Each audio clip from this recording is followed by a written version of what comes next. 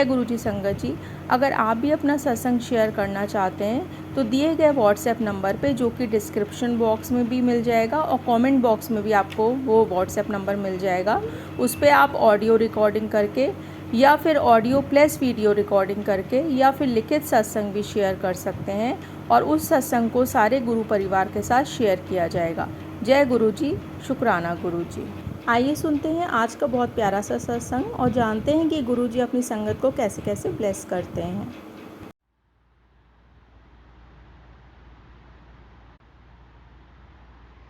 जय गुरु जी, लाख लाख शुक्राना गुरु जी, आपका बहुत बहुत शुक्राना। और मैं आपको संगत जी बता नहीं सकती कि मैं जब से गुरु जी की शरण में आई हूँ, मेरी ज़िंदगी में इतनी ब्लेसिंग्स गुरु जी ने दी हैं और जिसके लिए गुरु जी का मैं शुक्राना कितना भी अदा करूँ वो कम है। और मेरे साथ बहुत सारे अनुभव हुए जब से मैं गुरुजी से जुड़ी हुई हूँ। और मैं आपसे आज बहुत दिनों से हिम्मत कर रही थी कि मैं शेयर करूँ, पर पता नहीं कुछ ना कुछ ऐसा हो जाता था कि मैं कर ही नहीं पाती थी। कई बार वैसे मैं बहुत मतलब पब्लिक स्पीकिंग करती हूँ और मुझे बिल्कुल भी हेजिटेशन नहीं होता है लोगों के सामने बोलने में या बात करने में, पर पता नहीं क्या हुआ कि मैं कर ही नहीं पा रही थी।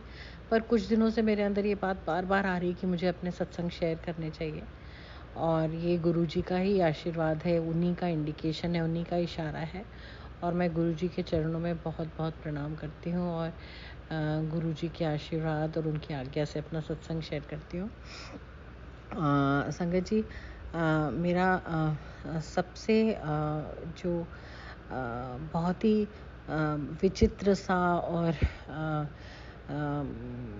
अनबिलीवेबल जो मेरा अनुभव हुआ वो एक बार हुआ यूँ कि मुझे और मेरे हस्बैंड को और मेरे फ्रेंड्स, एक फैमिली थी, उनको हमें बाय रोड हैदराबाद जाना था।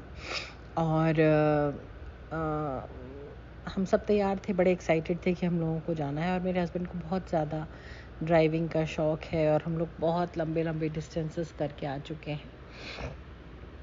और इस बार भी हम तैयार थे जाने के लिए और बहुत ही एक्साइटेड थे।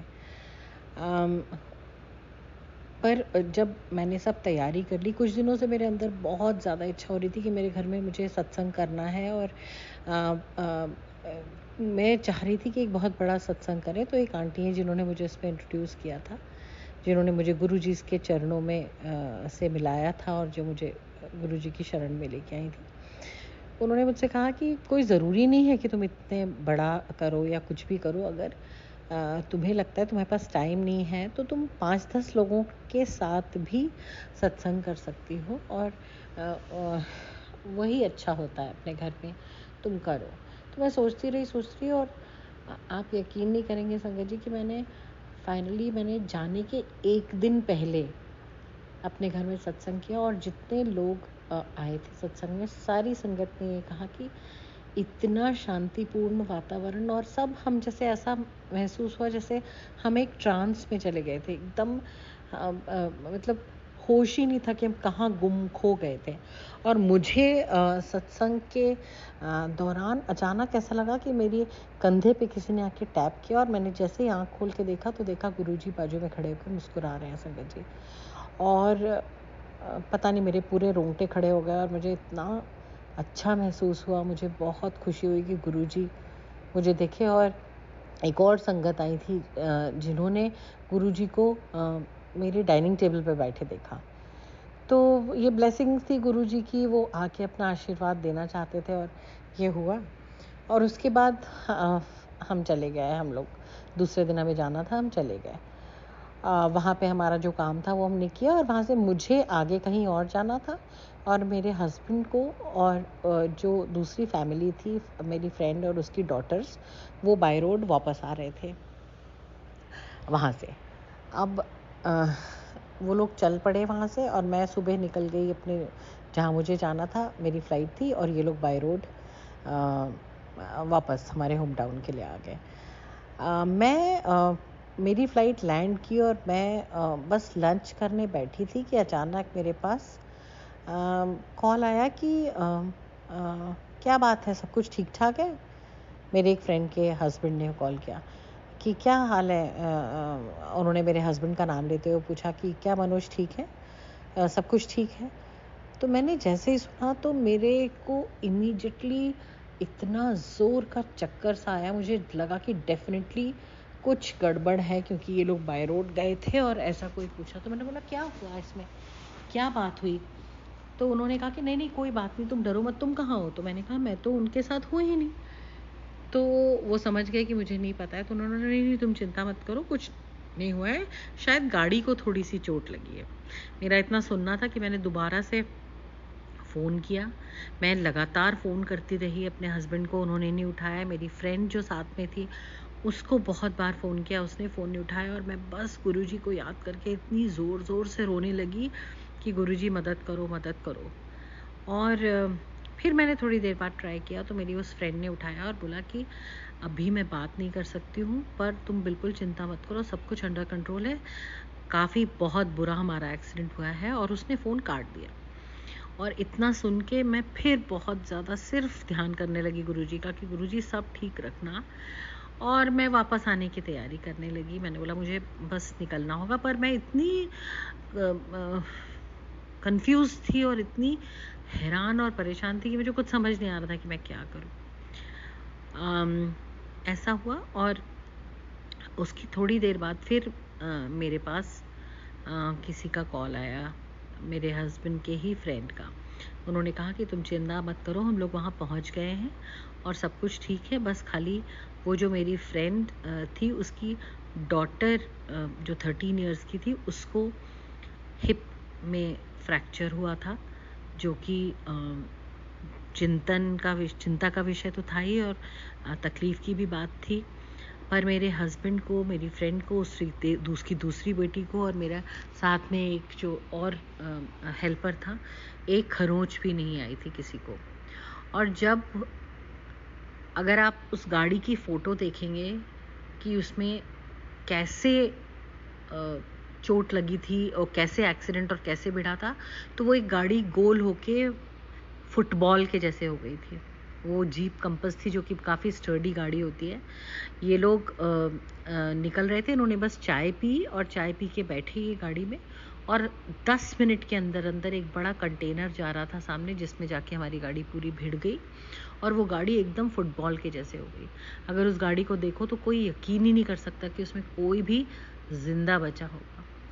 हाँ, खैर मैं आ गई वापस, और हम सब बहुत दहशत में थे, और छोटी बिटिया को जो चोट लगी थी वो भी एक बहुत ही चिंता का विषय था, बहुत ही दुख की बात थी, और उसको हॉस्पिटलाइज़ किया गया, उसकी मेजर सर्जरी हुई, उसके मम्मी पापा भी बहुत दुखी थे। हम लोग भी कंटिन्यूसली, मैं गुरुजी से बस ये बना रही थी कि गुरुजी इसको ठीक कर दीजिए, इस लड़की को, इतनी छोटी बच्ची है, और बार बार एक गिल्ट फीलिंग जो हो रही थी कि वो हमारे कारण उसको तकलीफ़ हुई है।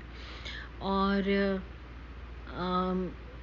ऐसा हुआ कि उस बिटिया का जो जो प्रोग्रेशन था, जिस रिकवरी थी, वो डॉक्टर खुद विश्वास नहीं कर पा रहे थे कि 1 डेढ़ महीने में ही उसका काफ़ी इम्प्रूवमेंट होने लग गया, और वो 2 महीने में लगभग चलने भी लग गई थी, शुरू भी कर दिया था उसकी। अभी भी, हालांकि 6 महीने हो चुके हैं इस बात को, दिसंबर में हुआ था एक्सीडेंट, अभी भी उसकी फिजियोथेरेपी और सारी चीज़ें चल रही हैं, पर सब डॉक्टर्स का ये कहना है कि बहुत ही अमेजिंग रिकवरी है।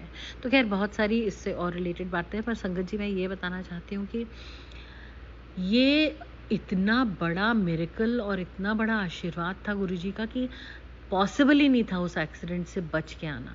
लेकिन गुरुजी जो एक दिन पहले हमारे निकलने के मेरे घर आए, उन्होंने ब्लेस किया, मैंने सत्संग किया, तो मुझे लगता है ये गुरुजी ने इतना बड़ा अपना हाथ हमारे सिर पे रखा और हमको बचाया, और मेरे हस्बैंड को बचाया, और मेरे फ्रेंड के बच्चों को और उसको बचाया। तो इसके लिए मैं गुरुजी आपका लाख लाख अनंतम शुक्राना मैं बता नहीं सकती, मैं कितनी ज़्यादा दिल से शुक्रगुजार हूँ आपके। और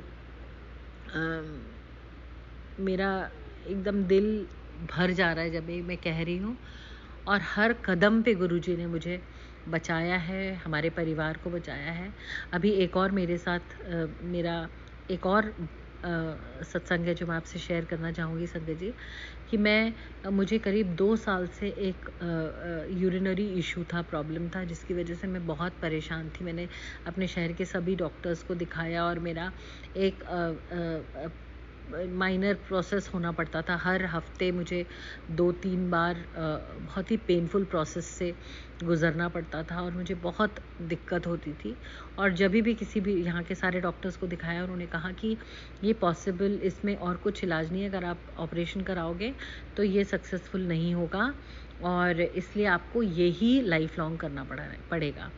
मैं भी काफ़ी दिनों तक यही सोच के मानती रही कि हाँ, ये जो कह रहे हैं ठीक है, पर पता नहीं मेरे अंदर से शायद ये गुरुजी मेरे अंदर ये बात बार-बार ला रहे थे।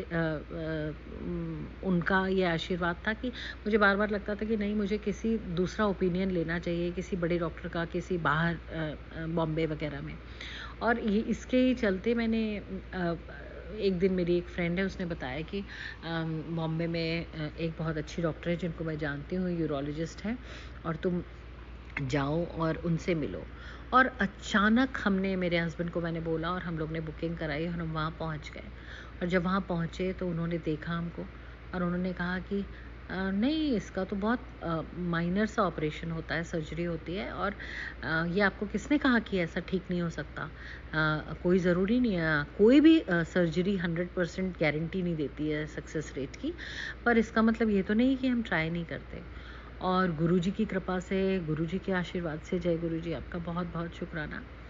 उन्होंने मुझे 15 दिन के बाद की डेट दी और हम लोग वापस बॉम्बे गए और मैंने अपनी सर्जरी कराई और मेरी सर्जरी सक्सेसफुल हुई। और अभी मेरी सर्जरी को हालांकि खाली 20-25 दिन हुए हैं, लेकिन मैं बहुत अच्छा महसूस कर रही हूँ।